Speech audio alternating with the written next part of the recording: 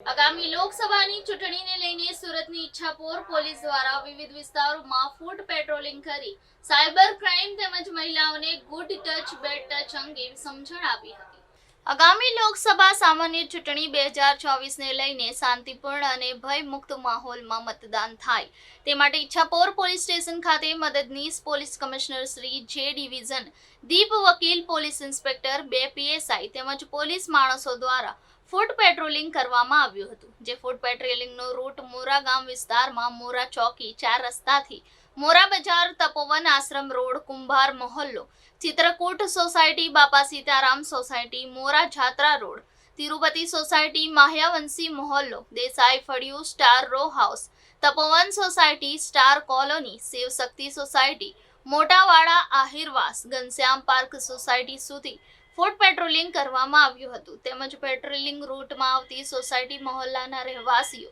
અને વેપારીઓને cyber crime તેમજ મહિલાઓને ગુડ ટચ બેડ ટચ અને મહિલા સેલ્ફ ડિફેન્સ અંગે જાગૃત કરવામાં આવ્યા હતા અને સોસાયટીમાં સીસીટીવી કેમેરા લગાડવા બાબતે જરૂરી સૂચનાઓ આપવામાં આવી હતી.